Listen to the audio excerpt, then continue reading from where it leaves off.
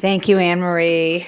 I can't believe it's been 50 years. I don't remember. I'm 54, so I missed the first few years of this prize. But I looked back to see who the first winner was in 1967, and it was William Lambert, who wrote a piece for Life magazine on Senator Edward Long's ties to Jimmy Hoffa. But the prizes that followed, which you can now see on the website, which the team here has redone. It's really fascinating to see who won every year. In 1969, it was Cy Hirsch for exposing My Lai. And in 1972, of course, it was Woodward and Bernstein. And in 2002, it was Michael Resendez in the Spotlight team. Who we get to listen to Michael later today. And then also Audra Birch won in 2014. We're going to get to talk to her she'll be part of the panel. But it's the most amazing story. And Mike Berens, who is winning today, of course, this is his second time around.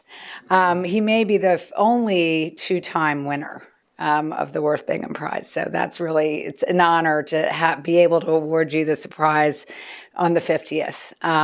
But this prize is important to our family because the Courier-Journal was really the values of the Courier-Journal, which I was kind of brainwashed with as a child, were that journalism is a public service and that investigative journalism is an incredibly important tool in our democracy. And in the last 50 years, we have 450 fewer newspapers. It's been bloodletting, as you all know all too well. And in the last 20 years, we've lost 20,000 newspaper reporting jobs. So we've all watched this industry collapse, and it's been a very scary thing. But yet there were still 100 entries this year to the prize, and investigative journalism has found its place. It's, as we all know, incredibly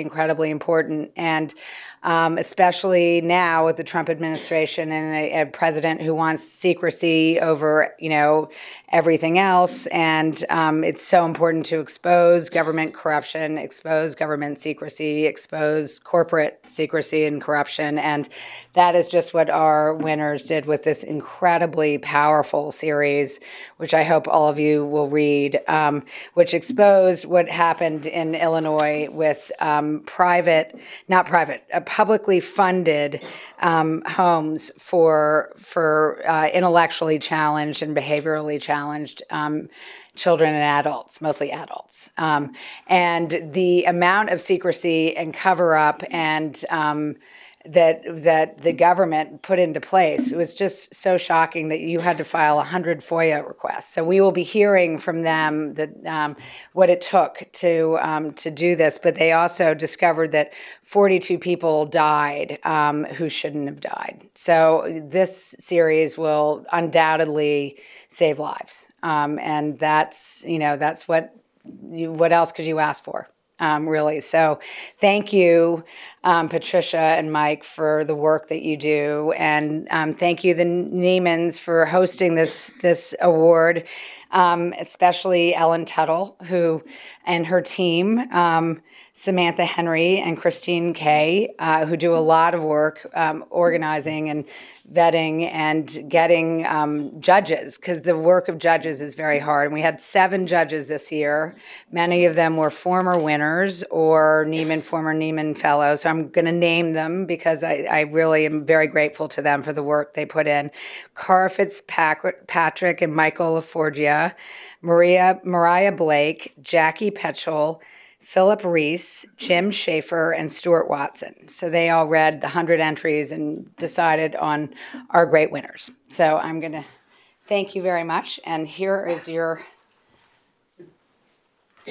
prize. This is for Patricia.